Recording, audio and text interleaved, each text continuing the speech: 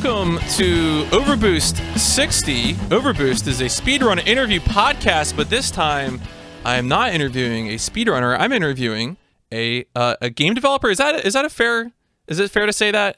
Is that okay? There's so many titles that could be applied to me, including Eldritch Entity, but game developer works as good as any. Excellent. Xalavier Nelson Jr., at Rit Nelson, who I know primarily, I think, for your narrative work on Hypnospace Outlaw, which I played and loved, and then also for being the developer of an airport for aliens currently run by dogs, which I have also streamed and speedrun. Actually was, I think, maybe the first time I got code for a game, which was also just a fun experience. You know, I do all this stuff, the podcasting and the speedrunning. You know, it's my hobby. It's, you know, what I do I am able to afford the luxury of doing it for fun, which is a nice place to be for all the sins that I commit in my day job. And so part of my pitch to Xalavier here was that I wanted to invite him on to have a discussion that features a speedrunner and a developer. In this era of the internet, everyone is like a click away from each other for better and worse.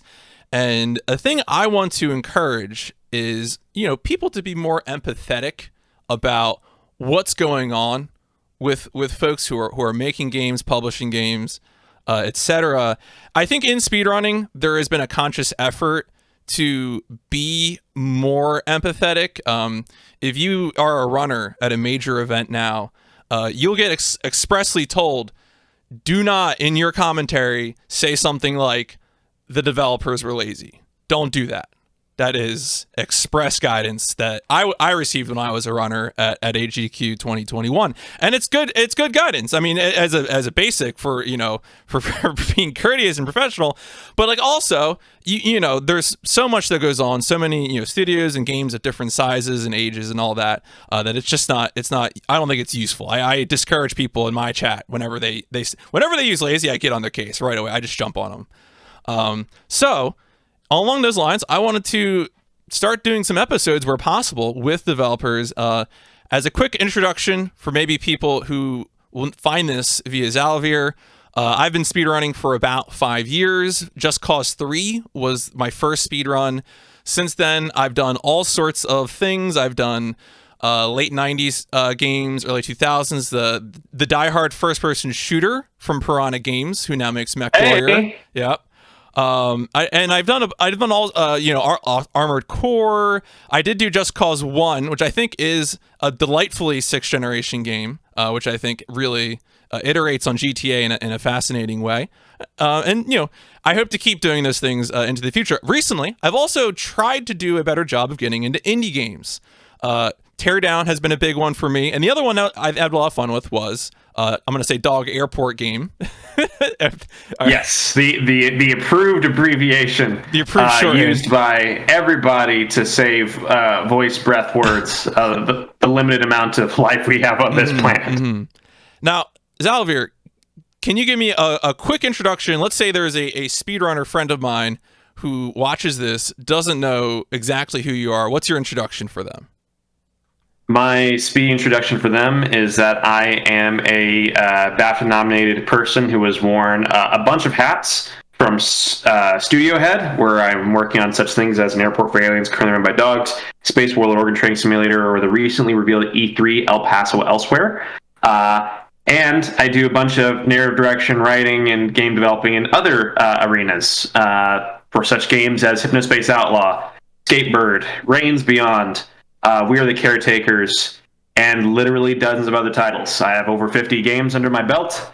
I've been making games for 5 years, and my work is not only prolific, but tends to stray into the weird, the nuanced, and making you cry at the least opportune moments.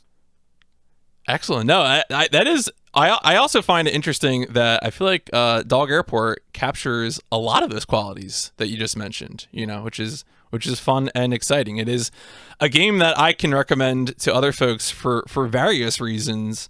which we'll get into. But first, I want to ask about some general speedrunning takes, because one of the things that interested me when I was tweeting and being very social on the Twitter about Dog Airport was, I think at one point after my first run, I tweeted out a screenshot of like my final times for my first completed run.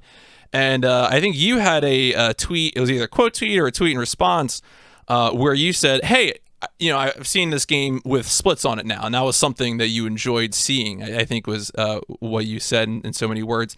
And so I get some sense that about speedrunning, and certainly I think before we started the formal recording, you mentioned speedrunning for Dropsy. Where did you learn about speedrunning? When does speedrunning enter onto your radar as a niche in gaming? Speedrunning, I have always been fascinated by the ways in which speedrunning opens up a different way of even considering a game. As soon as you start taking your eyes off of what a game is, quote unquote, actually about, and saying, what do the systems say? What do they allow? It exposes some really interesting things. There are some of the best games of all time, things that are genuinely great things to add to the human cast of work, which are not good speedrun games. Straight up just not fun or enjoyable from that perspective. And then there's others which, you can beat a game in sometimes less than a minute. You just tear it apart from the inside out. And I appreciate that the terminology is changing from the term lazy, because in a lot of cases, what I see especially lately, is developers saying, I'm leaving this in as a treat. Like, the less we get away from the idea of quote unquote perfect games, because there is no such thing, the more we have the ability to look at something like, this is a really weird behavior that happens when these two things interact. If I don't take this out, this gives someone, it's basically a conversation. This is what you can sometimes feel missing from AAA games. I love AAA games. I think there's a lot of artistry put into them, but they have this immense pressure to fit into this compressed marketable box of polish, that when you don't have that, as in From Software games, when you can just open up the door to the buck wild and the strange and sometimes outright broken, that is in itself a communication, a conversation you can have with the player, with everything that you left in and all the invisible things that were taken away in the process or polished up to provide the ideal experience. So haven't done much speedrunning myself, haven't watched a whole bunch of speedrunning, but I have a massive appreciation for the community, the philosophy, and really enabling people to do wild and fantastic stuff within the bounds of the experience that you built. Okay, one more softball question, which is, it sounds like, as you said, that you haven't watched too much. Have you ever tuned into any of the big events? Because the normal routine for this podcast is that I'm interviewing a speedrunner and I ask them how they got into speedrunning, and 75% of the time I saw a GDQ VOD on YouTube, a Games Done Quick event VOD, which is going on right now, of course, GDQ 2021 as we're recording this. Have you tuned in any of those events? Have you any runs sort of stuck in your brain as an example of the kind of stuff you're talking about? I've tuned into a couple of those events. I happened, because I have very weird sleep schedules for a variety of reasons, I always happen to catch their weird segment. So for some reason, I managed to hit a GDQ when it was doing several Shrek games in a row. And the joke among my friend group now is that every time I hop into GDQ, they happen to be showing a Shrek game. It's a cosmic coincidence. So seeing the ways in which those games, which are peak game dev efficiency, right? They have to get a thing out of the door by the time Shrek 2 comes out.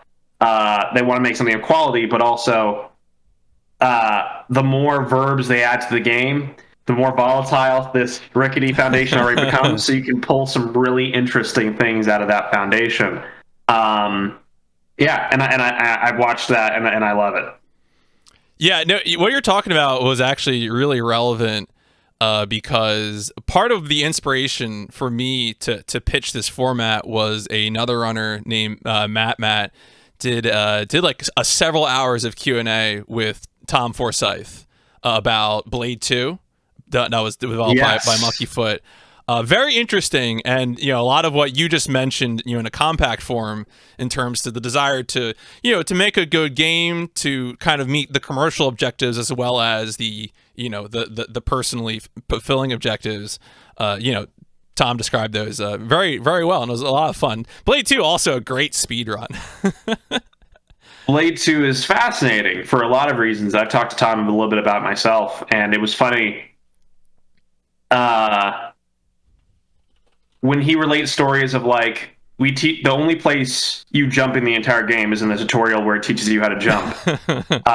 Not only is that does that become more brutally relevant the further I get into my game dev career, but I think he's also related this story publicly when it comes to AI. But the exact same issue they had with vampire AI in Blade 2.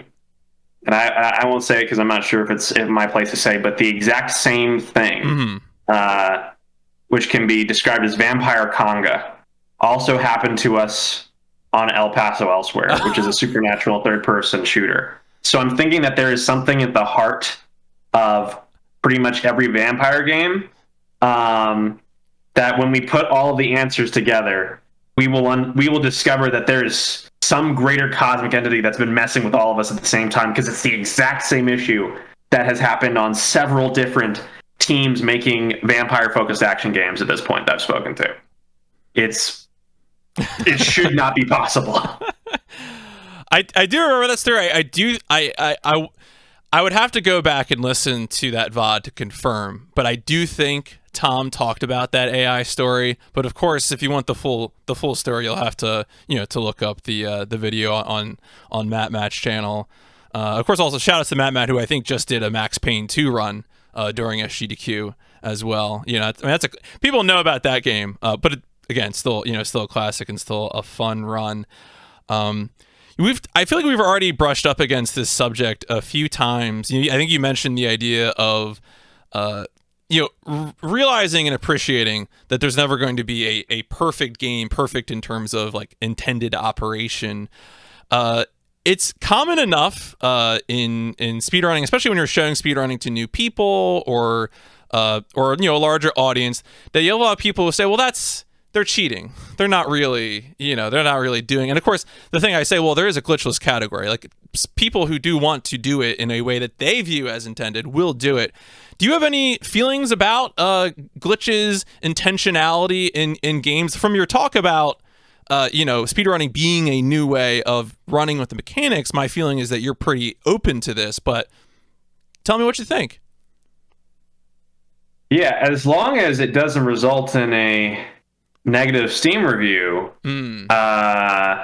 I'm super open to, like, for example, someone glitching through the floor and seeing the geometry of a world in some cases, as with when you tunneled through Paxville. Yeah. There's legitimate lore behind how and why that all exists that explains that.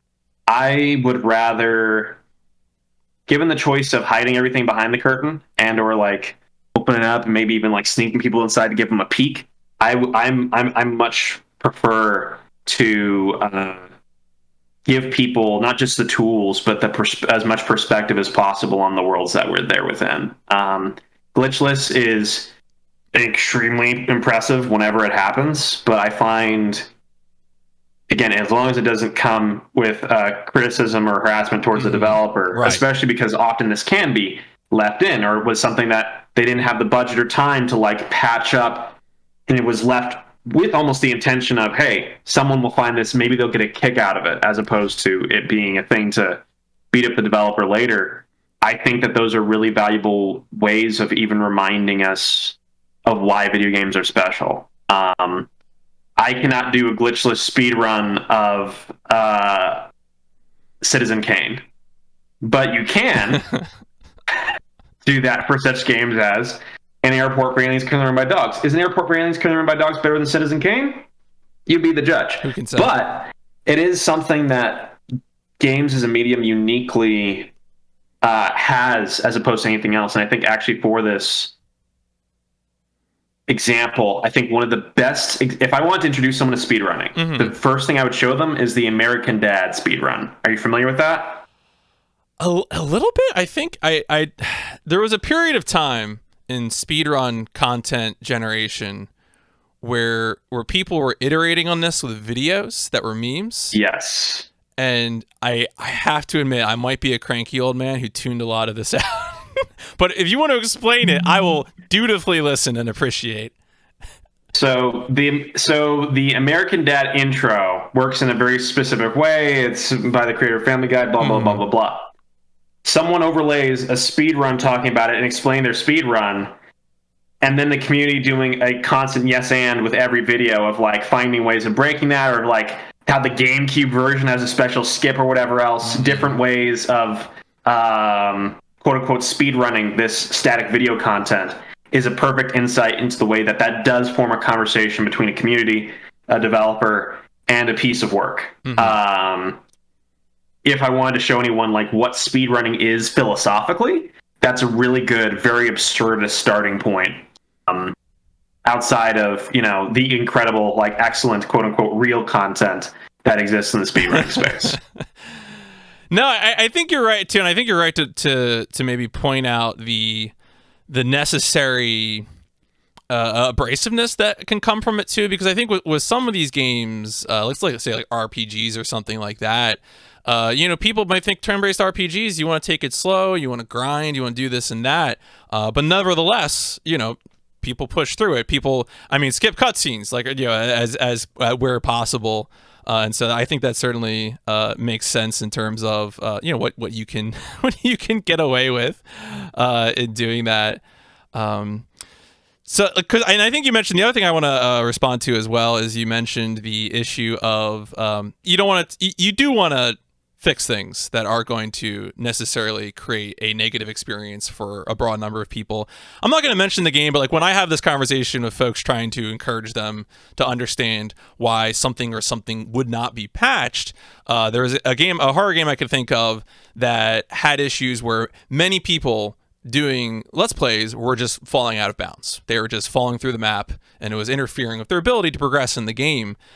It was fixed. And then it became much harder to do skips in the game, and interest in speedrunning the game fell off.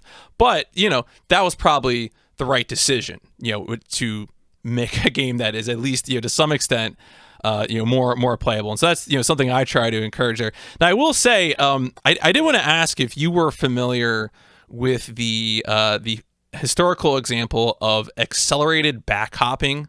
If I say that phrase, does that have any meaning to you? It sounds familiar, but it's more like it tickles a memory as opposed to invokes one. So in Half-Life 2, there was bunny hopping. No surprise. Yep. And I don't know the exact chain of events. I'm not going to place blame on anyone at Valve, but there was a patch that input a sort of offset to prevent an acceleration over time from bunny hopping. However, you heard the word I used there, offset. So the offset's pushing in a certain direction. What happens if you're just facing the other direction? Accelerated backhopping, you know, and you go even faster now. It's just that you don't look where you're going. So the reason I bring that story up is just I think to illustrate that I don't necessarily perceive I'm not proposing a gold standard of how a speedrunner and developer should interact. I don't know if such a thing exists. Much like I enjoy the video games to be chaotic, I also, you know, respect the developers to do what they feel they need to do is the best thing for their game. And sometimes it creates an exciting cat and mouse. So I bring that up again just to reiterate from my perspective that I am totally ready to give the wherewithal for y'all to do the best thing for your games, and sometimes you might make things worse, and that's exciting too. Yeah, it's really introducing like, or taking away the idea of like better and worse.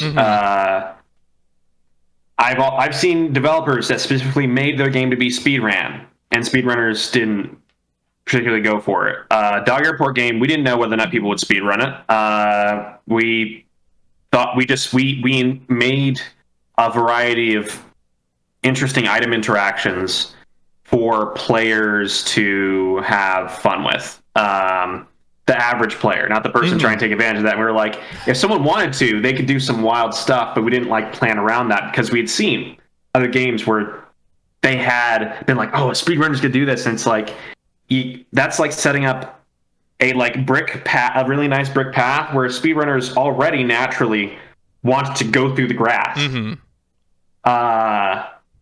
There is what we're seeing here, and what I would suggest to others as the road to a speedrunning or speedrunnable game, or an interaction between a speedrunner and a speedrunning community and a developer, is exactly what we touched on at the beginning of this, which is it isn't good or bad. It is simply everyone else can have a quote-unquote normal experience, but the more you enable people to play within the bounds of the rules you've created, the more interesting the game is going to be as a result in general. Your quote-unquote normal players are going to run into interesting edge cases that are going to build memorable experiences within the game. And then you're going to have speedrunners and people who want to like boundary break or whatever the case may be, who are finding cool things at the exact same time. The more we enable people to gain unique experiences out of our singular games, the more unique experiences you can have within this one thing, the more fun you even have building the game, in my experience. I have a very weird speedrunning comment that you're going to appreciate, hopefully, which is it's pretty common in speedrunning to refer to any sort of leaving the intended area in a 3D game as going out of bounds. That's just kind of, usually the language, often abbreviated to OOB. Boundary break is a term that I see rarely ever in speedrunning circles, but I cap it on occasionally when I'm on YouTube. Just sometimes I go on YouTube if I'm working on a game. I'm just like, name the game glitches, and and I just see where it takes me. Sometimes you find stuff from especially for games from the early 2000s. You'll find someone, some no-name channel that no one's touched for 15 years has this perfect glitch that you're going to try and reproduce now. And when I was researching 50 Cent Blood on the Sand, there was one such video of a person who had an out-of-bounds glitch in Blood on the Sand, which I was able to reproduce. It hasn't been useful yet, but maybe I'll get back to that game someday. It was definitely an interesting one. You had to get on top of a barrel and then kick the barrel while you were on top of it, and that enabled you to cruise through the wall. Getting on top of the barrel is the hard part, though. That's the very difficult part. So fun. You did touch on something else though that I wanted to bring up. Part of the thing with this format and addressing developers is that it is very common, especially on our speedrun, to see developers express this desire to accommodate to speedrunners. Speedrunners, a visible niche. They're putting out stuff. They take your game to GDQ. I mean, I don't know if appearances at an event like GDQ benefit games. Square Enix is not going to tell me if more people bought Just Cause 3 after GDQ 2021. But, maybe it does. Maybe there's that perception as well. Could be. And a thing that whenever I encounter those developers, they'll leave a post on our speedrun, and the thing I'll usually tell them is that, maybe there's some quality of life stuff that if it's in your budget that you can do good. Having individual save slots like in Dog Airport is a wonderful boon, and I appreciated that the moment I saw it. But ultimately, you got to make a fun game that people want to play, and it's going to attract the kind of person who plays that game. Like for me, I love first-person perspective games with like goofy movement mechanics. So like, of course, that worked out for me. I don't give 2D platformers the time of day, so I'm never going to touch one of those. I'm sorry. It's just not my thing. With that idea though of from a developer's perspective, I think you already basically answered this in terms of whether or not speedrunning impacts game development. The one question I had beyond that, because I feel like you already treated that, was one of the things that I feel like a lot is that speedrunning on the scale of things is still extremely niche. I don't know what the impact of speedrunning is to a broader audience. And sometimes I'll encounter a rude speedrunner that when they see a game be patched feels like, oh, why aren't they supporting their speedrun community? And I say, like, look, you're seeing this in the wrong way multiple ways, and I try to settle the person down. But I wanted to ask for you as a developer, how big of a deal is speedrunning? For me, at least personally, speedrunning it's not so much that I'm trying to cater to the speedrunning community. Again, that can be patronizing, as well as misguided, because you're making a game for speedrunners, and speedrunners are, at the end of the day, people who play games that they like. Yep. You will speedrun a game that is possibly not a great speedrun because you like the game so much that you want to engage with it in a totally new way. For me, the role speedrunning plays in development is very quietly, very quickly thinking of, okay, for someone who wants to, the way I think about it is almost like the architect of a castle. Here's the drawbridges. Here's the moat. This is for everybody else. But there's going to be some sneaky motherfucker, excuse my language, who wants to dig underneath the castle. And at this point, I'm talking directly to them. It's a new way of, it's basically stretching the way I'm looking at a game. Right now I'm working on a tactics game. And in a similar way, I'm thinking about unit synergies and abilities. I am specifically thinking of, what does a player who is looking for a strange experience out of this core experience, what enables them to do things that are cool? What enables me to do things that are as special or interesting in the middle of a playthrough? What are mistakes I can make that end up resulting in interesting consequences? Speedrunning for me is every so often, while I'm designing a feature, while I'm making a level, while I'm building some core of the game, just slightly tilting my head and saying, what opportunities are there to go a little bit different? That's why there's one level in the game, actually, which is a result of a lot of iteration. In Beachwell, which is one of the first airports you go to in an airport for aliens currently run by dogs, or Dog Airport game, because I'm tired of saying it. Dog Airport game, one of the first levels you come to is called Beachwell. It has a giant swimming pool. Originally, there was this floating block of water that stretched between two of the outward branches with the gates. And it ruined the aesthetic. I really liked the feature of being able to leap into that thing of water and able to maybe even use it to do something interesting in terms of navigating this quite large space, especially early in the game, and showing that possibility. But no matter how it looked, it didn't look good. So in interest of preserving the aesthetic and interest of providing the intended experience, I took that out. And I brought it to a different level. Yes. Which is Marinara Trench. Marinara Trench. Yep. And I put a little security barrier next to it, like, hey, don't step off here, in a little opening, and it was like, okay, proceed. And that one is, and it was in a place where it didn't ruin the aesthetic of the level, especially when you first get into it. It is tantalizing because you can't just run and jump into it. You have to have some sort of effect on you. It provides an opportunity for something a little bit strange. And for most players, just seeing it in the first place makes them tilt their head and look at the game in a new way.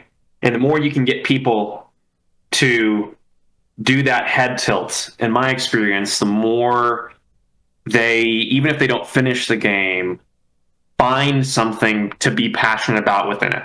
To tell someone else, be like, there was this floating blob of water and the security gate next to it, and then I threw a skull into it and it just hung there floating. Don't know why, but that's a story.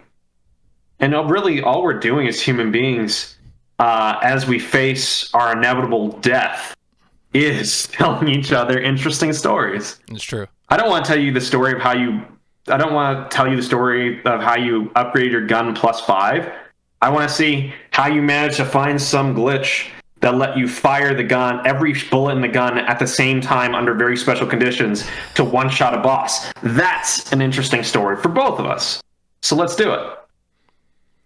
I didn't even know that was a block of water for a long time. And then one time when I was doing the thing, which I'll show off soon, where I just jumped from one terminal to the other, I accidentally landed in it. I was like, oh, this is water. I didn't know that. What did you think it was? Well, okay. I play a lot of violent games, and I realized Dog Airport really isn't that violent, but I still thought it was certain death. Like, I was like, I'm gonna die if I go in that. I can't go in that. That's gonna do something. I know there isn't death in this game, but like, it looks terrifying. It's a big red eldritch block, right? It is. I understand like this. A Jello cube. I'm not jumping into a Jello cube. Yeah, I've watched enough safety videos. Like, come on. All right. Well, it sounds like I think we're pretty much close to. Oh, I put out a call for for other speed friends of mine to relay any sort of questions that they had. And there's this, I think, concern among speedrunners, and this is also grows. I think the more we see early access, beta testing, things like that, the extent to which players engage in things that they perceive. I'm going to emphasize that they perceive as QA. And of course, in speedrunning, the thing I would tell that person is that in a speedrun, generally speaking, you only see the useful things that we find. As you know, I have found some things that were not useful, but still very fun.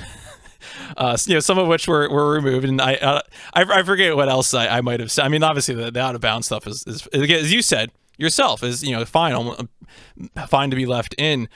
When it comes to, like, is there any sort of relationship between speedrunning and QA that you would express to this concerned speedrunner, that they either like that they're doing QA or anything along those lines? As I said before, I think of QA as something very different than speedrunning, only almost surface level related, but maybe you have a different take on this. In most cases, QA and speedrunning are very different. Mm-hmm. QA people are not able to necessarily play the game in most instances. They find the mundane stuff, like, I'm gonna go actually to the Dog Airport game QA tracker, and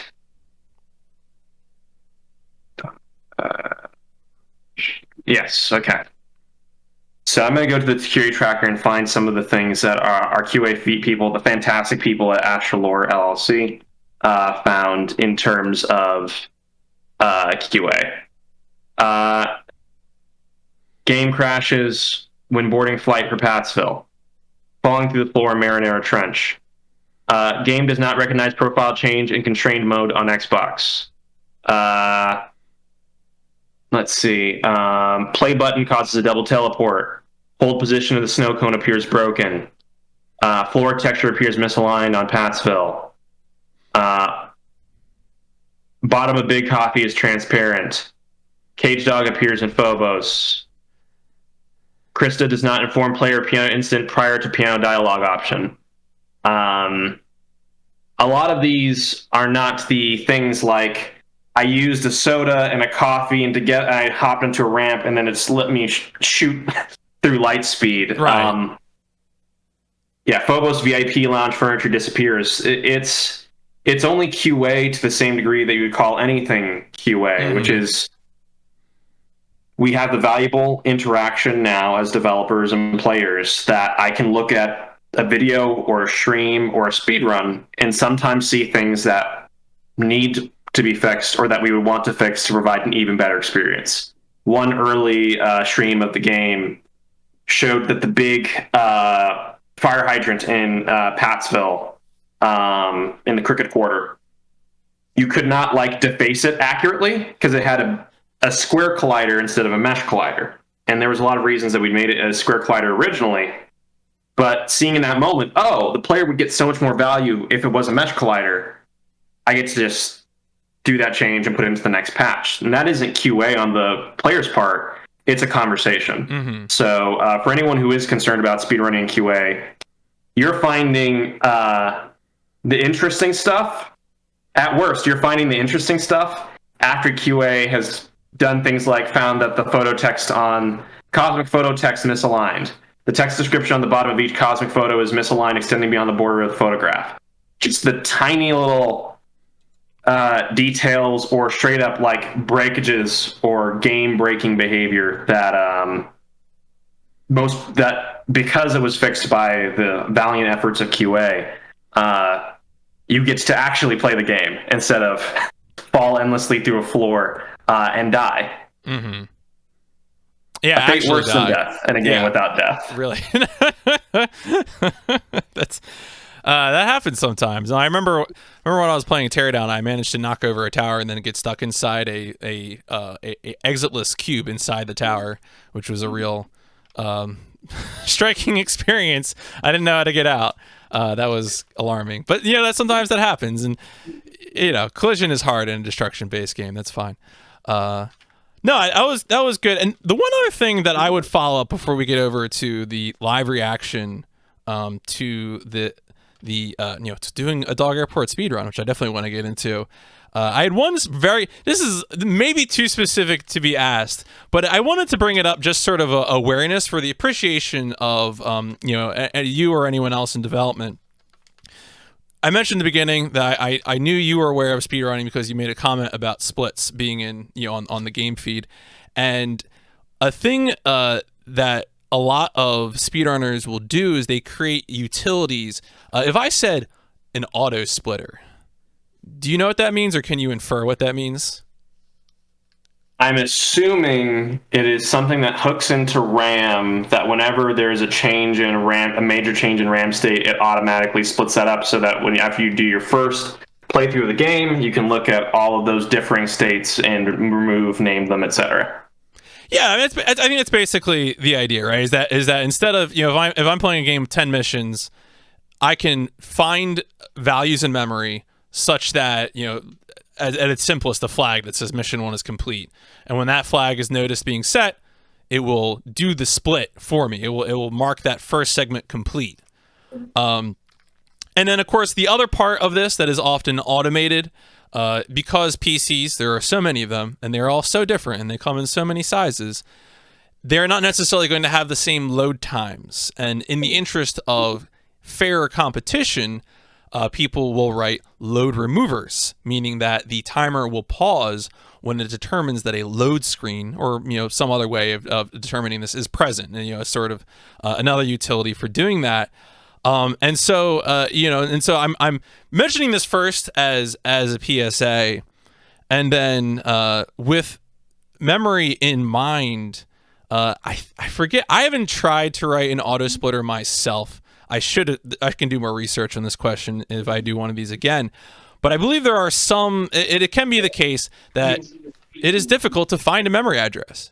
It's just not easy to do for whatever reason. I feel like I've heard certain common engines. I want to say it's Unity that really drives people up the wall, but I don't know that for sure. So Unity, you're still fine. I like you. But the point is, I guess what I'm bringing up is, first off, speedrunners root around in memory to do these things. It's pretty common that people will try to write one of these. And then the other comment was, now obviously, if it's a game with like a multiplayer component or something, that's also the way you do cheat engine. So like chances are you probably don't want people doing that. You don't want them to be playing around in memory like that. Are there other reasons you wouldn't want people to play around in memory like that? Is that a thing that you would be able to elaborate at all? Or if you just want to respond to the idea of auto splitters and load removers, you can also do that. Auto splitters and load removers sound honestly buck wild. It's difficult enough making a game, reverse engineering a game to do that. That just makes me, even just hearing about that makes me tired. I'm surprised that people are doing that. I thought that was all happening manually. So good on the folks who are doing that. I have never personally touched the memory addresses of a game. Mm-hmm. And if God is merciful to me, I never will. Fair. That's extremely fair. I was in a past life, I was briefly an embedded software engineer, and so I did everything in C, in like bootloaders run by an angry man named Wolfgang, who, if you asked him why does it work this way, he would say, why do you want to do it that way? And that was much of my 1 year in software engineering. So I definitely understand that. All right, well, I'm going to go ahead and start getting us switched over. I just need to do a little bit of cropping to get over into the window for the dog airport game. The game is actually open. I guess I can unmute it in the mixer, in my volume mixer. But yeah, so just give me a second here. If you have any other broad speedrunning comments you wanted to hit me with while I'm doing this, feel free to do so. So, what I'm really interested in is, so like, what was the moment for Dog Airport game that you were like, oh, I'm going to speedrun this? And more broadly, like, what are those moments in other games? Is it different, or is there something that always, a consistent thing that when you see it, your eyes light up, a light bulb goes over your head, and you're like, ah, I know this? I think the thing that I would say, and I mentioned before, I like to look back at like 5th, 6th generation games, especially like licensed ones that are kind of silly. And the thing I always say, because I have some speed friends who do this with me, and the thing I tell them, look, if you want to exploit things, you gotta have features. Features are the essential ingredient. Without features, like for a common test, if it's a first-person game and you can't jump, that's a red flag. Jumping is one of those things that, for whatever reason, there are certain games. Now, I will say there are certain games that don't let you jump that still turn out to be okay speedruns. One of my speed friends runs the 2003 RoboCop first-person shooter, no jumping. But actually, that's a tough game to also play as a human being. I played it. It is interesting. I mean, it's also one of those beautiful, beautiful games that they released for consoles and then made a PC port. And then at the time of PCs of the era, they said, this is fine as is. We don't really need to do anything more. But computers got faster. And, there's a lot of gamers who complain about FPS stuff. And I fall asleep because my goal as a child was to make games crawl to low FPS because I love banging things together and having them explode. So the idea that you would want things to be smooth is anathema to me anyway. I'm not really concerned with it. Anyway, in RoboCop, you take a tick of flame damage and when you're in an explosion for every frame. So if you have a lot of frames, you die real fast in explosions. Good and bad. Depends on who's in the explosion. Oh, that's so interesting. There's a bunch. There's other games like that too. Another one. Another bunch of us worked on the Miami Vice 2004 licensed game, which was a real experience. And that game, if the frame rate was too high, you just couldn't move. But if you put the frame rate in like a nice sweet spot, like between like 200 to 300, you could just kind of like wiggle onto things and just wiggle through doors. But you had to have like a real sense for it. You had to do. I mean, I don't know if you ever seen like proper what do they call it? Strafe hopping.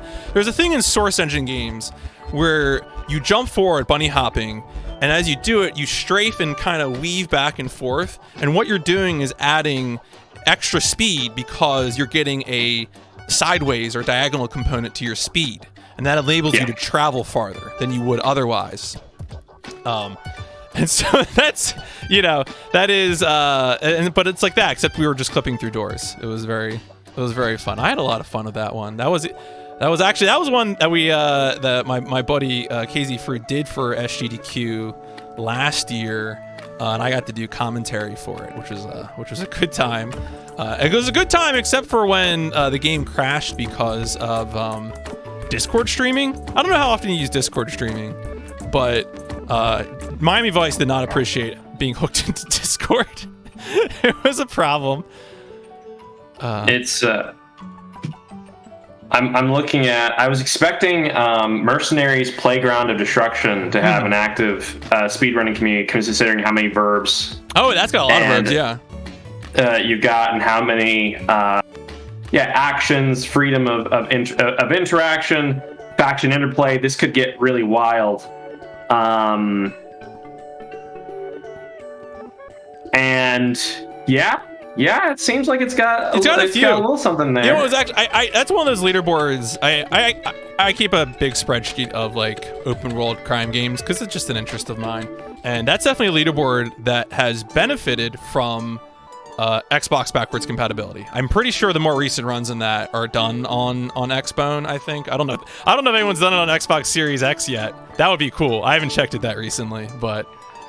They're all Xbox X1. Okay. And yeah, you can instantly see like there's a few things logged 5 years ago, 4 years ago, then suddenly 10 months ago, 1 year ago, 1 week ago, 5 months ago, 3 months ago. You suddenly have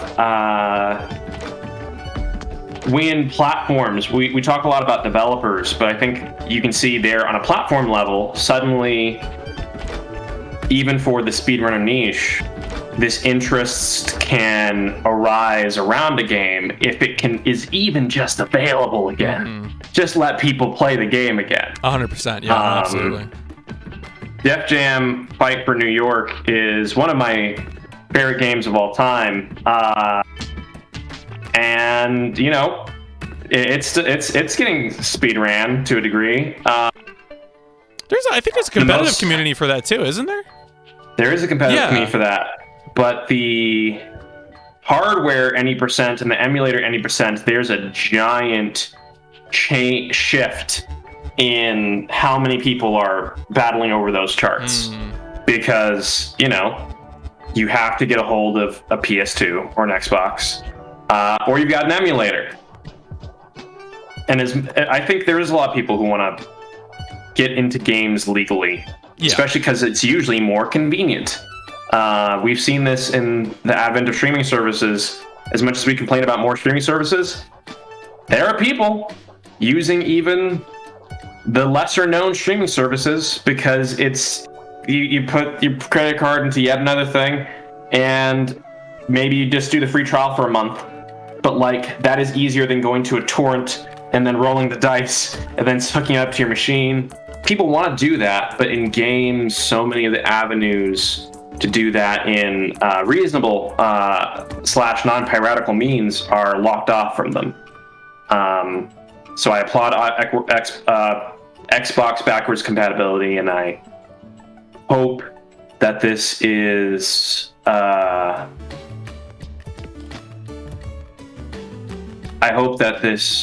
continues, because without it, we're going to run into a really weird instance as soon as a whole lot of Xbox One and PS4 games are no longer completable. Because this is the first time that, much like a PC game library, people have been building up their PS4, their Xbox game library with an expectation of carrying that forward. And I have an odd feeling that those expectations might be betrayed. Maybe when the Nintendo Switch 2 comes out. Whenever that does come out, if it ever comes out. I have concerns. Yeah, no, it'll be interesting to see how that all goes. I don't think, not that I'm an expert of industry, but the journey from where we were in the late 2000s to where we are now in terms of like digital availability of older games, I could never have predicted. I mean, as an example, I'm someone who speedruns the original PS1 Armored Core games using PSTV, you know, as a official way to do so, easily acquired, etc., etc. The Vita was fantastic for playing PS1 games. Yeah, I used it as a PS1 machine. Oh yeah, no, absolutely. That's exactly where it lives for me as well. And you know, I would love it to work right out of the box. I know adrenaline exists, but you know, that's a lot of work, a lot of tinkering, and you know, I would be happy to do whatever, you know, to have a nice PS1 box, right? Like, I don't know. I'm sure we could talk about this endlessly. But we have a speed run that I'm gonna demonstrate. Now, do you have the stream up at all, or? I do have the stream up. Okay. I'm looking at the main menu. Excellent. Well, let's get right into it. Let me put this. All right. Well, let's of course. This is when I opened this, I'll tell you another thing you want to ask about when I knew I could speedrun this game is when I saw there were I said this already. When I saw there were save slots, I knew I could speedrun this game. I came from a generation where before we had all your fancy profiles, there were save slots, and when newer generations came around, it was like, you have profiles, so you don't need profile slots, or like name your profile and then play your game. It became much harder to like share a console with other members of my family, so I try to bring save slots into anything that I work on these days. I have not yet actually speedrun a 7th generation game. The one time I tried was learning Crackdown, and to do a proper Crackdown new game run, you would have to make a new profile every time, because in that game, achievements would give you bonus experience that you could use to upgrade your character, and so that meant in order to do a proper new game route, you had to be able to get those achievements. Oh yeah. No! So that was a rude awakening. You can see how that arose, right? They're like, "Hey, we're going to use this achievement system to benefit players. That's super cool, but also, dear heavens, oh no, oh no." I mean, it's not the end of the world. It's at least on 360. It didn't seem too inconvenient. I didn't actually do runs, so I didn't actually live that life of resets and doing that. But all right, let me go ahead, get into it here. We got a pretty slow start here. I will say, if you try to jump out of here, there is an invisible ceiling until you talk to Krista. Would you like to know what that's called on the back end of the game? Please. It's called the Shut Up and Learn box. Well, I learned. I absolutely did. You know what's a great thing, though? I don't know what the genesis of it was, but I love being able to get 50 tickets at once. It's so good. I always get 50 tickets. It's just good. It's effective. It's thinking through the consequences of a world run by dogs. Dogs don't care about whether or not you can afford a given ticket. They just want to help. Right. Now, of course, we got to pick up some things for the future. The interesting thing about this run from the perspective of randomness is that we can kind of stockpile some things for the future. All right, well, we got to have a talk about... Oh, wait, did I pick up 2 of those? That's an accident. So anyway, if you take a drink and then switch off, you get the effect, but the soda isn't consumed. Interesting, yeah. I wasn't sure if that was known, but that's an important one. It was actually funny.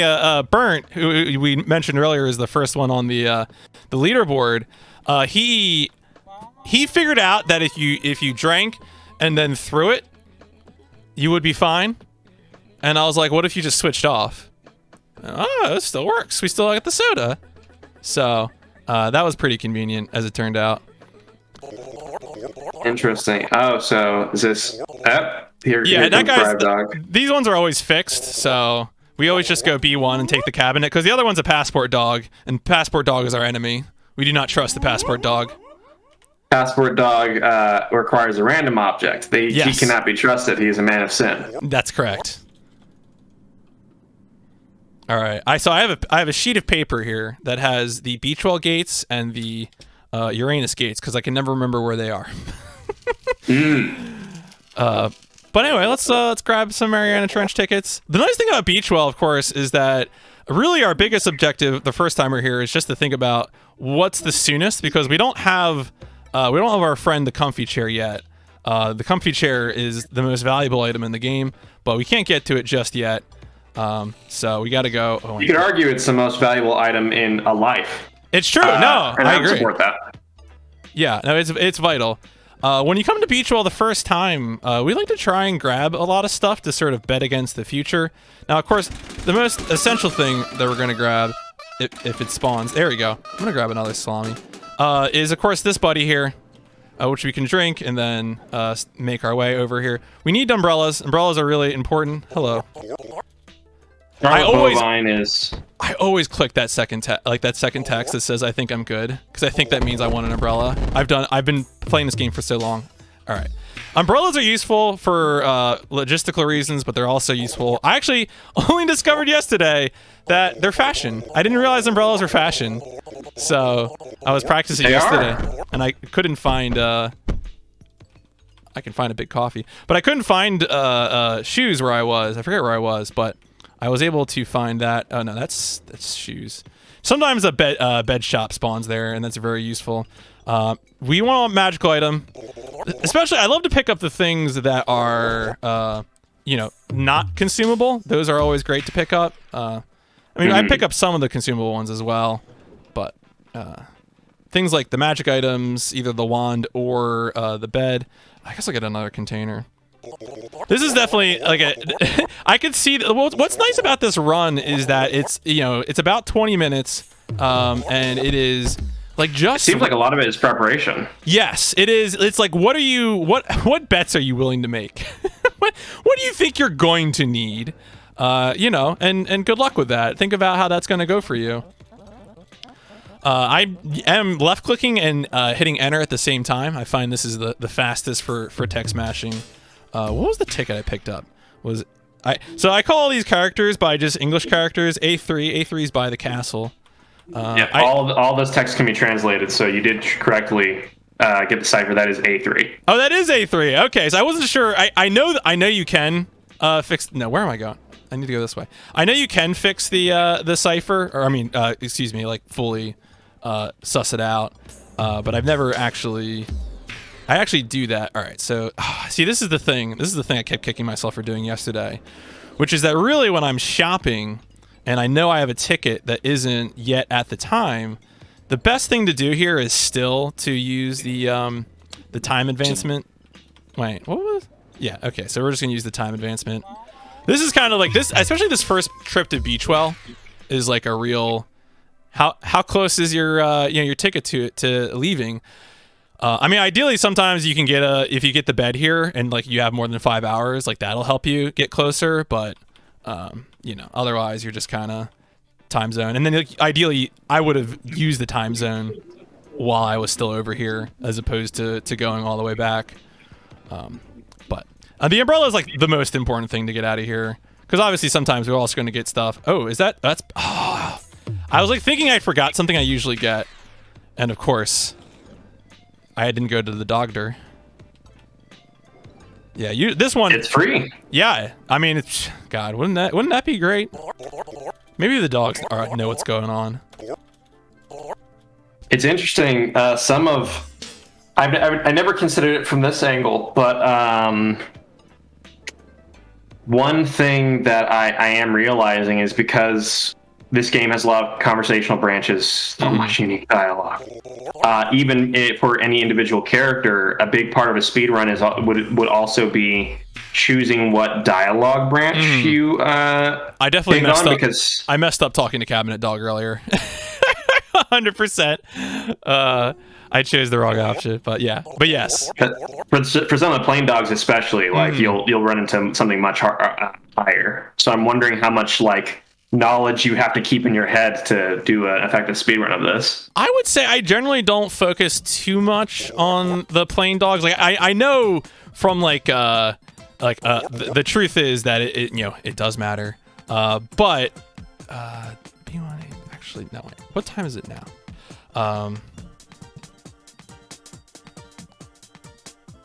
Okay, we'll do that.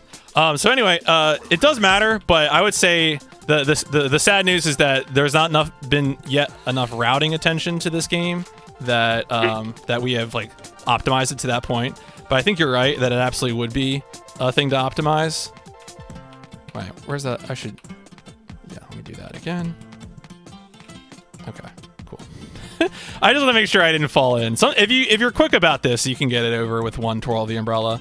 But anyway, so you can use the tall boy, the Red Bull, Scarlet Bovine, and the umbrella to just jump the terminal, never take the bus, the tram.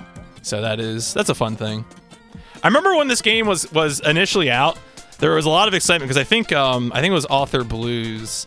Yes. Got behind the waterfall or the lava fall, and which is cool. And so that is neat. OverBoost started doing some routing for I think it was all dogs run. All dogs, yeah. And I'm waiting. 90 minutes. Can you do 90 minutes, speedrunner? I don't know. Maybe. Yeah, that's the thing. Like, you can play also this entire game in real time. So something I've talked a little bit about on Twitter is I am actively waiting for the real-time speedrun of Dog Airport game. And of course, that's a seeker. So we give him what he wants, magic, and then we board the plane with our cabinet. Because of how there was originally on the development side a decision of whether for any given character you have to for any character that needs to have an effect applied to them, such as Seeker, whether or not you would have to talk to them before applying the thing. And yeah, because of the decision we ended up making, which is if you've already applied the effect and you know what the dog needs, you can just go on through. Those are the fastest type of dog to interact with for this, I guess. Right. Yeah, no, absolutely. What do I... Elf Planet is one I'm really bad at. I always forget where things are. I'm just gonna grab these two. So anyway, now at this point, Krista has told you maybe you go talk to Cage Dog in Pattsville, but that is not actually required, and it is much more productive to come to Elf Planet and talk to. For some reason, my brain thinks this dog is named Comfy Joe. It is just named Comfy Dog. I don't know why I insist on thinking of him as Comfy Joe, but that is how I do it. And then we want to hopefully get a ticket to... Oh, no, that's right. I'm just passing through this time. No, do I remember? No, I totally messed this up. Are there really no bees down here? I always do this. Elf Planet is like the next one I need to memorize. And no, B1 is down here. Haha. Okay, we're good. All right, I didn't imagine it. Okay, what do you need from me? All right, good. See, this is... I was like, let me pick up multiple sausages. Is this the meat thing you wanted? Dog would say yes to anything. Literally anything. Yeah, he has very little scruples. Alright, so that was kind of the big thing, I think, is the jump there. Of course, going to Elf Planet to get the chair. The chair makes our life way easier from now on. And pretty much the same routine here. Every time we come here, we just want to get like it's a little less big of a deal now, but if we still see one that is closer, that just means, of course, less times we'll have to flip. So you're going back to Elf Planet? Yeah, so now we need to talk to, I think Krista is here, right? Am I? It will be in your pupper decks if... Oh, yeah. See, this is me doing too many things at once. No, she's... I can't believe I'm forgetting this.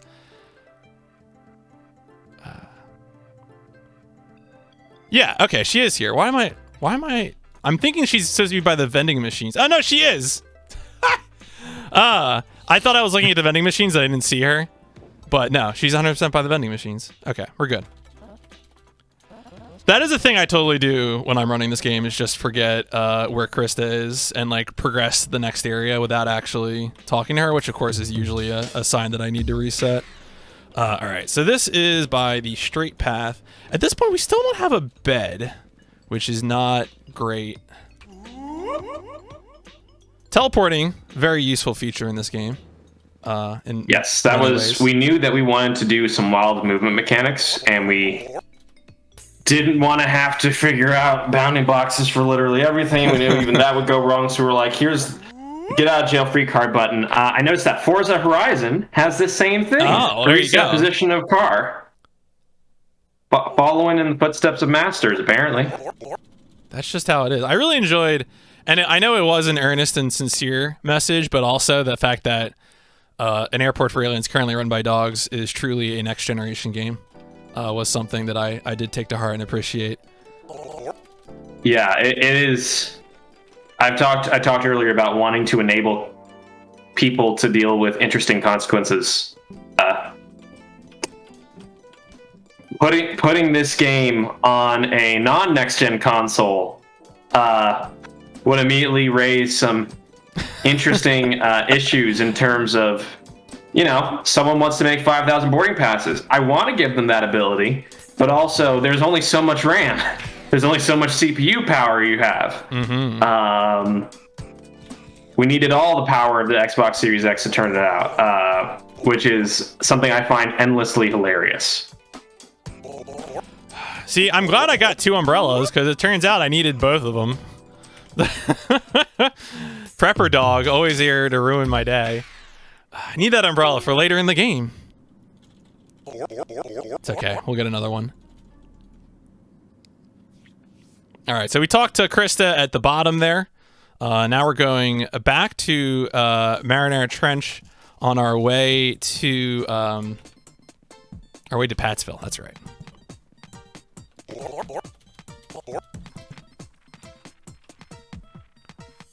Usually here, I really want, at this point, since I have the chair, I always want one of the B gates, since they're right behind me. But I don't think I'm getting a Pattsville.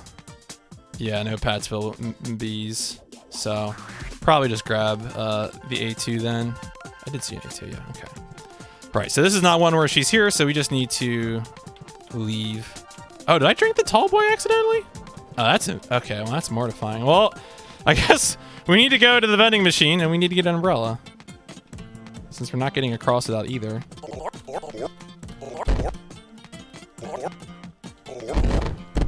Cool. I love it when things bounce and other things like that. That's satisfying for me when the umbrella does that. Satisfying when the coffee does that. It's a very Source engine kind of interaction. Yeah, for sure. All right. Anyway, grab that. Don't drink it this time. Umbrella. Let me get the most interesting part of this for me as a developer is just seeing like all of the micro decisions we made.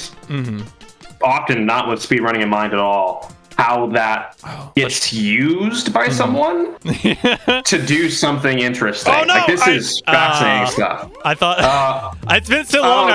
I wanted to do that to highlight the water thing, but the water thing doesn't actually stop you. I thought it did. See, that's exactly how you have to unfamiliar jump I am while with you're the water. inside the water if you wanted to stop yourself. Oh, what's up? Oh, that's right. I could jump, right? What? Yes, Okay. because you're inside of water, you can just I can swim. bob. Yeah, right. Exactly. Like you do in the pool. Yeah, okay.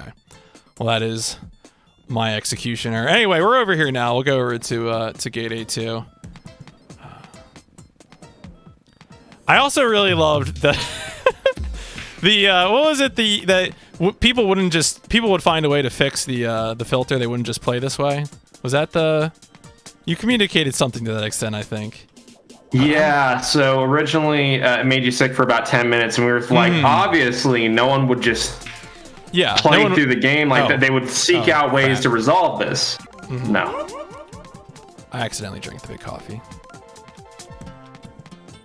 We've all been there. I know. It's really true, though. Do I remember where this is? A3 is right there. That's A1, A4. Uh-oh. No, please. That's too late. The air control in this game, I know you added more air control in that big mega patch, which I do appreciate a lot. But like, what affects air control? It's very strange to me, like when things do and do not work. It seems like being able to go faster means you have more air control, but I don't know if I'm just imagining that or if that's really the case. I think that there's things that affect the weird thing is there's a difference between air friction and air control. Okay. So it could be what you're feeling is the distance between, like, sometimes air friction is affected by air control, sometimes air control that's being affected based off of the specific thing that's hurtling through the air or across the ground or what have you. So that's what you're understanding right now. Okay. All right. Well, I picked up other boarding passes because apparently I don't remember where I'm going. No, there we go. Okay. I remember, I don't know if this happens anymore, but one time I got to Phobos the second time, and there were no all right, there were no flights to Marinara Trench out of Phobos, which was mystifying. That was a real experience. I was like, wait a second. All the boarding tickets you're giving me are blank and they're on fire. What does this mean? Yeah, you can. That was actually a decision point at one point, including like the comfy bed being something that can resolve sick, like whether or not it was unexpectedly contentious of like, because we're adults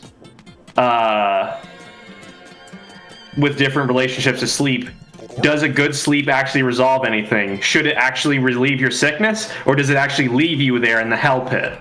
That was an unexpectedly contentious conversation during development. The comfy chair in the bed originally did not cure sickness, which we relented on. Wait, was that something that was true by the time it launched, or was that something that changed in the mega patch? I forget. I do not fully remember. Okay. I know the mega patch did add Fashion Dog, who originally was not in the game. He was in the files of the game, but just was sitting there unactivated. He had been totally written in everything. Huh. Oh, there you go. All right. Pattsville. Oh, come on. Are we not getting... This is another one of those places where I have, like, certain places, certain boarding passes that I want to see, and then ones that I'm like, I don't even want to think about it. Is it A3? I think... All right, I'm going to grab both of these in case, because the ones I don't want to be in the tower. No one... I do not want to deal with the Tower of Hanoi. Tell me more about that tower and the troubles it has given you. So, I mean, basically the answer is, and this might be a case where I was scarred, especially because, you know, I did my initial routing of this game before the air events happened, before the drafts came up out of the... which does make it somewhat easier to traverse the tower. But the thing that I always find frustrating is whether or not the gate is, like, the particular gate I'm looking for. And this, of course, this would be solved by me actually just doing the labor of memorizing where things are. But that the particular gate I'm looking for, oh, that's 2B and B3, okay. You know, would it actually be in those areas? Because I think, if I go in here and I just do this, you know, this will be able to get me up really farther than I want to go. This was gonna happen anyway in Elf Planet, so you know, we can enjoy the scenery of Pattsville, which I once crashed through a wall to get to. I'm just hearing Ave Maria. Oh no, I went too. See, there you go. I went too fast, and I ascended, but that's okay. A2 is right here, so I just crashed through 3 levels of the gate. No problem. It is, okay, we just need the chair once. But of course, will I have what the gate dog needs? The real question. One more time. Yeah, that was a desire too. I'm all for storytelling based games, but what I find particularly gratifying as a developer and as a player is games that can function and be played in several ways. In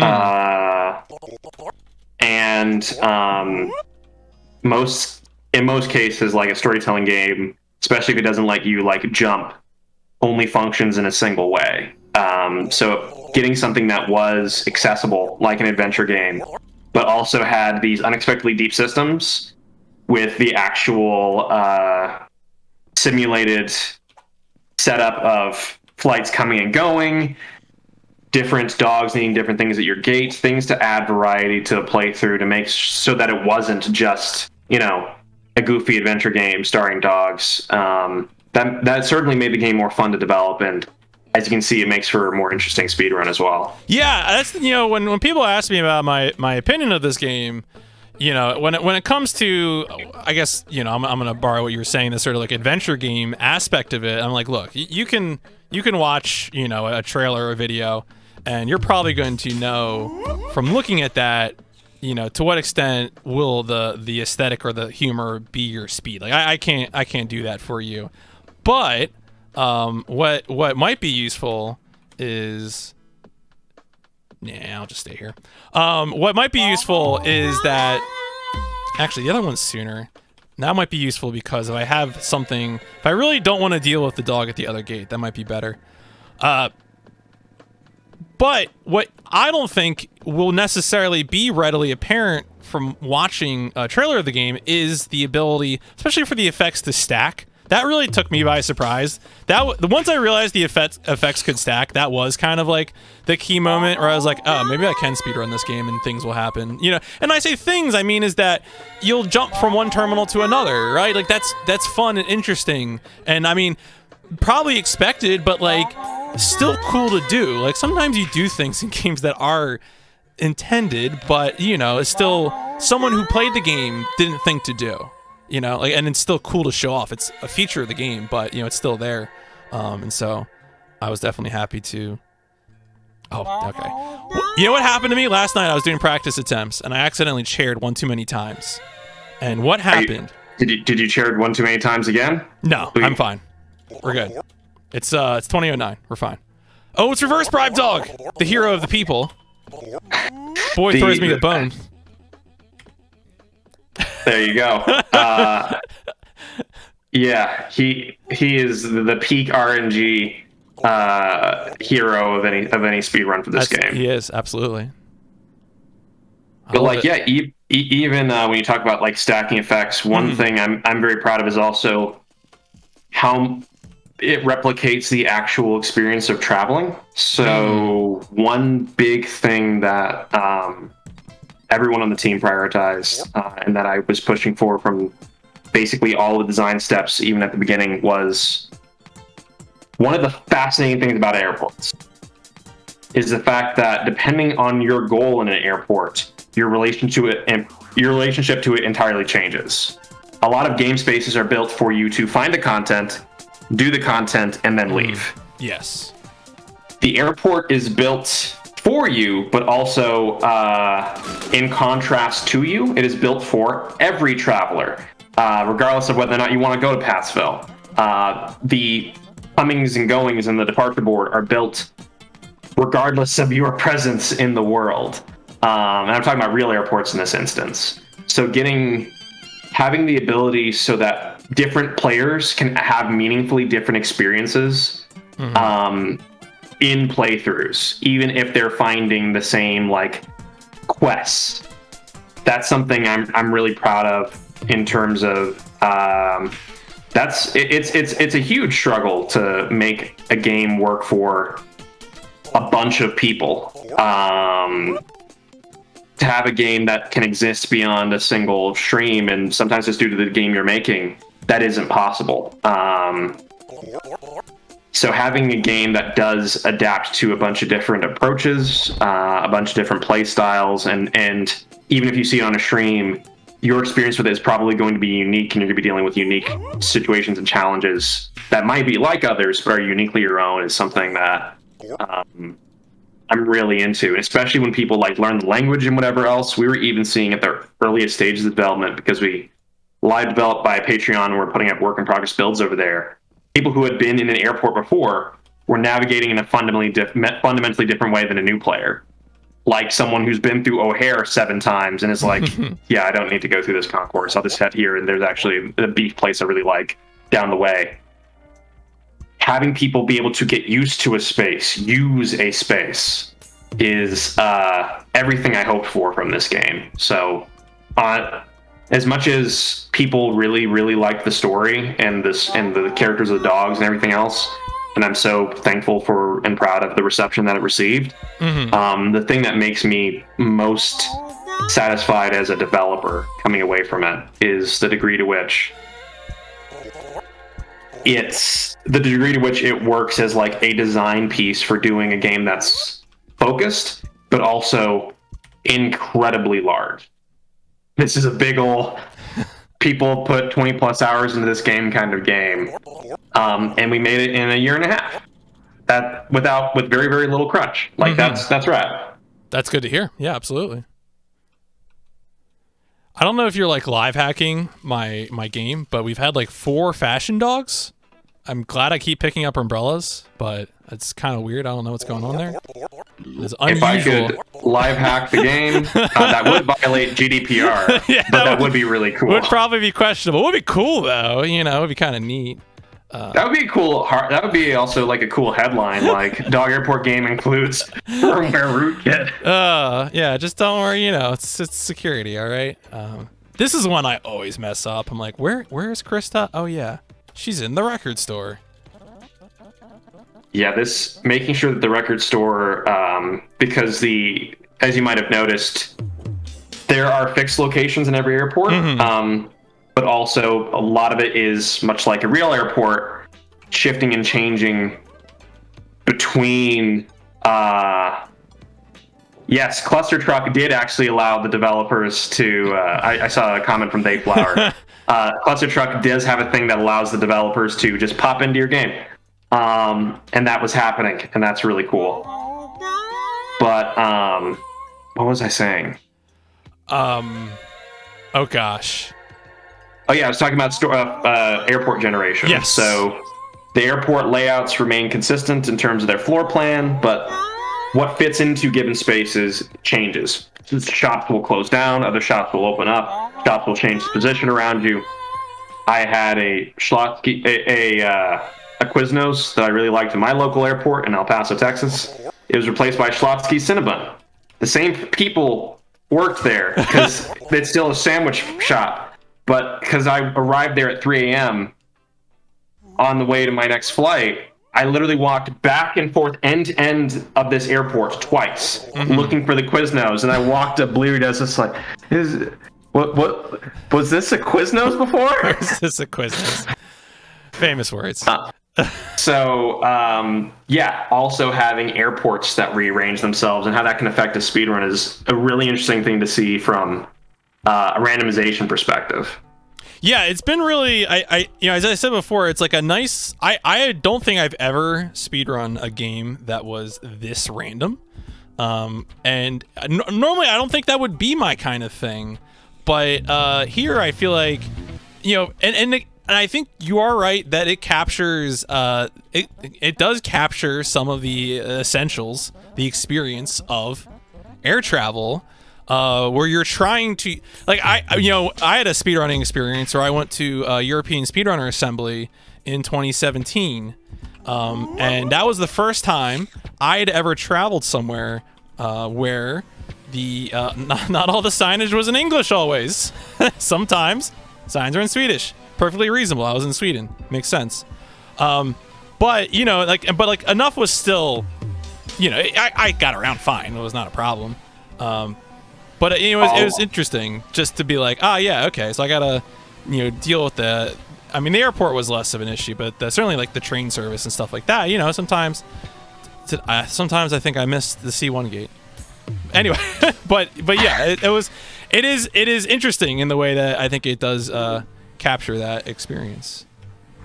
We also do have, and this might play a part in some reactions, but we do, on purpose, have some evil signage. Like, the signage it never lies, but it doesn't tell you the complete and perfect truth, and there's not as many as there should be. And this probably reflects some of my own traumas around.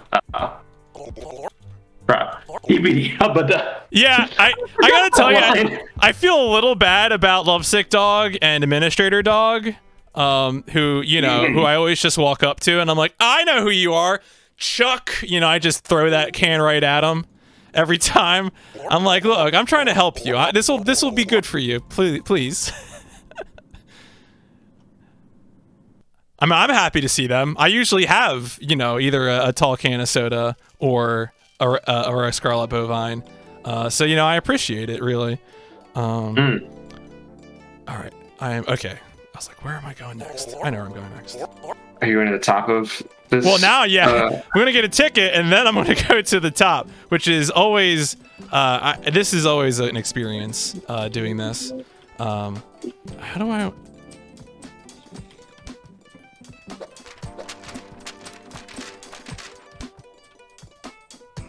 Here we go. Here we go. Yeah. Ultimately, this is still... The thing that... Okay, let's see. Sometimes when I do this, it kind of like... Oh, yeah, I start getting, like, pulled back the other direction. Like, see, right now, I'm going the other direction. I don't know what that... I guess it's maybe... You talked about it. You're more familiar with the details than I am.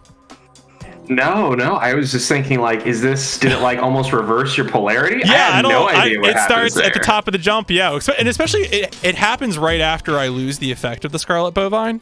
Like, it's like, boom, boom, the filter comes on, then I start getting pulled in the opposite direction of where I was before. I don't know, yeah, I did want to mention one glitch, and if you're curious to see what it actually looks like, I can send you the timestamp footage.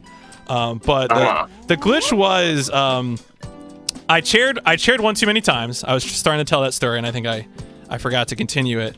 I chaired one too many times, and when I chaired the one too many times, I was able to give my boarding pass to one of the dogs. No, this is not. Oh, this is C2's upstairs, isn't it? I was able to give my boarding pass to one of the dogs. And but I didn't, of course it was past the time, right? So right after that, they turned into pumpkins, and I was not able to actually get on one of the flights. And so I was like, crap, I messed up. I got to use a different airplane. So I went about my business looking for a different flight. And this is me actively not remembering which terminals were. And so, but as I was walking past that terminal, because it was the A1 terminal at Pattsville. And so I was like, that's like right there. So I was walking past it, and I walked past it again, and I noticed that the boarding pass dog, like a new flight, a new departure had appeared there, and I was like, oh, the boarding pass dog is still green, but I literally gave the boarding pass dog a flaming ticket, and then he disappeared, because again it was past the flight time. Interesting. Anyway, it did not take me to my intended destination. It took me to Uranus, and and then I reset because I was like, well, that's not where I wanted to go. So, but it was very funny. I was like, oh, that's unusual. Again, obviously, you have to be like intentionally speeding up, doing it too many times, then catching yourself, and but it was funny. It's also like a really cool example, and like, unlike film, where you can control all those little variables, games are built out of sticks and magic. Mm-hmm. And whenever I hear or see something like that, I find that kind of stuff interesting. Like, what happened in the cogs of logic to enable that kind of result? I find that interesting, which is a very philosophical and flowery way of saying I'm not going to fix that. No one's going to fix that. No. Oh man, some time ago I was demoing like a bug in Umurangi Generation for the developer of that game, Veselikov, and I showed him something where you could go into a zoom mode and then pick up a collectible, and you would just see the collectible floating in the camera's eye. And he's like, yeah, I'm leaving that in.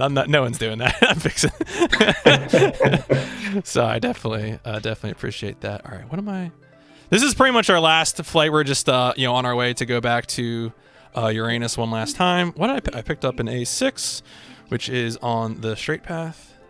It's interesting. So in seeing an actual speed run, most of the time for typical play, especially like when it's streamed, or even like mid-level speedrun play, like casual speedrunning play, I see people get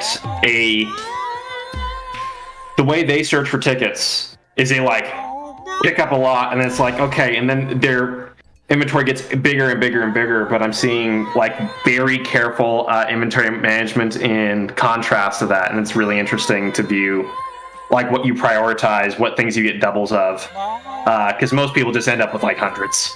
Yeah, when I first casually played this game, I was like, will you keep giving me tickets? And of course the answer is yes. The ticket dog will keep giving me tickets. And I ended up with several hundred tickets in my inventory.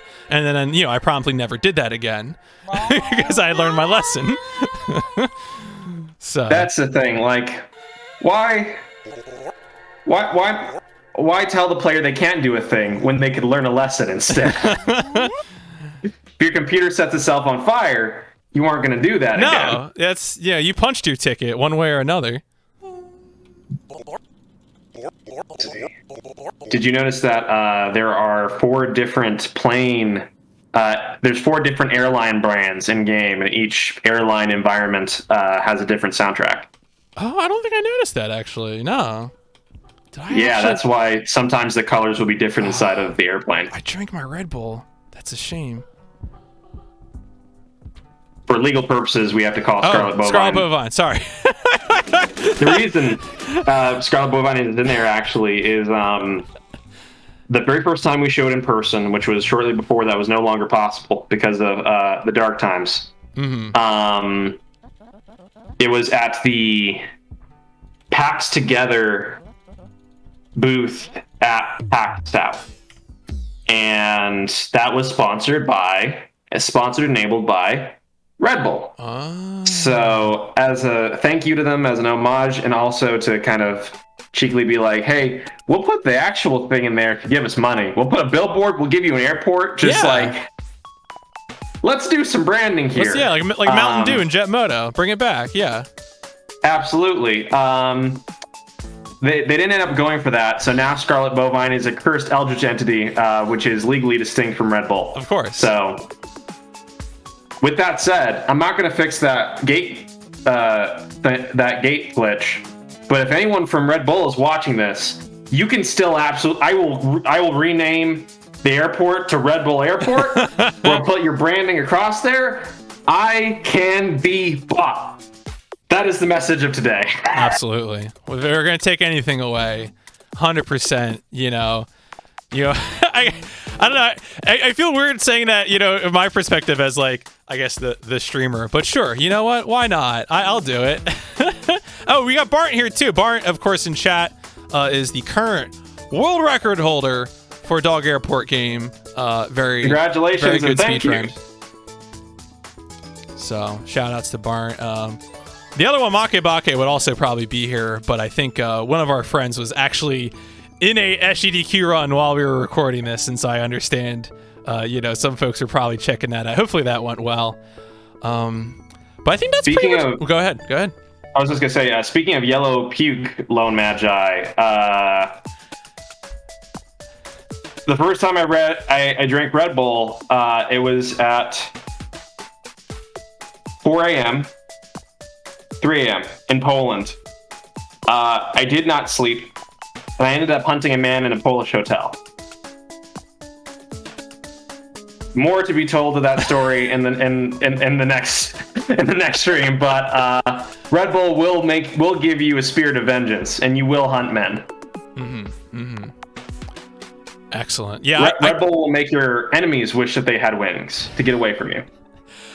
I don't know if you ever went to LAN parties much, but I can remember going to LAN parties in an era where Red Bull would always send some conventionally attractive women to hand out a free Red Bull to everyone in attendance at the LAN party. I remember I experienced this a number of times in the 2000s, and I would thank them and have a Red Bull and never buy Red Bull otherwise. But I definitely in my mind put Red Bull in the same place as like Balls, the blue soda, the BAWLZ was like another LAN party staple. I've never experienced Balls. Okay. That's new to me. Okay. Well, it might still be around maybe, but I don't know. It's weird. All right. Well, I think that's about all I had planned for this escapade. Xalavier, thank you so much for giving me this time. It's very generous of you. It was a delight watching this. Balls is apparently still available at certain places. It hasn't been acquired either. Like, it's still an independent. Huh. They have purchased other energy brands, including Strut and Rut and Crunk Energy Drink. There you go. That's all we need to know. Thank you so much for showing me the speed. How long was that? Did that speed run end up being? That ended up being like 38 minutes. So pretty long. I did have a timer running in the background. It was mostly when we got so many unusual gates. Like, so often Beachwell will give me one of the 4 B gates. And I mean, not Beachwell, Marinara Trench will give me one of the B gates, and that's easy peasy, because either you teleport back there after talking to Krista the first time, you're just passing through, so you just get your gate, or you're talking to Krista by the vending machines near the ticket terminals anyway. So, you know, you just don't go anywhere. Like that's just easy to do. Kind of the same thing with Pattsville too. Having to actually do one of the boarding gates in the tower, pretty unusual. Usually you can get any of the other ones, and and I know where those all are. So, but again, it's just, you know, it is very much like you were talking about with someone who knows an airport, which is to say, you know, if you memorize where all the gates are, that informs so much of how you move about the space. Yeah, just even like the mesh memory, you might even call it, of just like, this general area is where these kinds of things are. It changes a lot. Yeah, and again, I just can't thank you enough. This has been delightful chatting about all this with you. I've learned a lot, and also I got to see the speedrun in real time. This game is cool. This is a fun game. Yeah, well, I appreciate you saying so. What I was gonna say is this game is far faster when played by other people. And in the last days of development especially, we had to run through the game over and over and over again. It'd always take us like a couple of hours, and here is magic incarnate.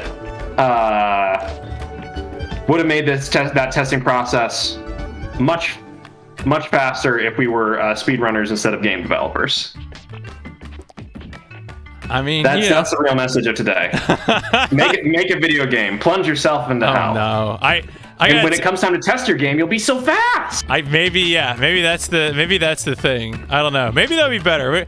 I have a fascinating day job that I can't confess to on stream that probably keeps me from doing that. But maybe someday. Well, wait. Okay. Well, on the subject of development, though, I did want to give you a chance to plug your stuff. I know we already kind of talked about El Paso Elsewhere generally early on in this recording, but I know you do a bunch of stuff. Where should people be looking for your things? .com/Rit Nelson is a way to follow a lot of horrible puns, as well as our work in general. The current Strange Scaffold projects are an airport creating currently run by dogs, which you can get at 10% off during the Steam Summer Sale right now. Space World Organ Training Simulator is coming this fall, and El Paso Elsewhere is coming in 2022. I'm also the narrative director on Skatebird, which comes out August 12th. That's soon. Not that far away. Yeah. It has a full story mode and campaign, which also has been built to be broken. So looking forward to people playing that, experiencing it. I have a buddy who speedran Razor Freestyle Scooter at a GDQ, which is, of course, the licensed PS1, N64, and Dreamcast game based on the Razor Scooter license. And I'm been trying to convince him. He did not like the early demo, whatever the first demo was. He was uncertain about it, but I have been preaching it, and I hope to persuade him. I'll probably check it out myself, hopefully. I played a few extreme sports games. You know, I was there with Tony Hawk's Pro Skater 3 in 2002, but so I'm looking forward to that. It should be fun. Sounds like a blast. Until next time, thank you. Yeah, thank you so much. Take care, folks. Take care.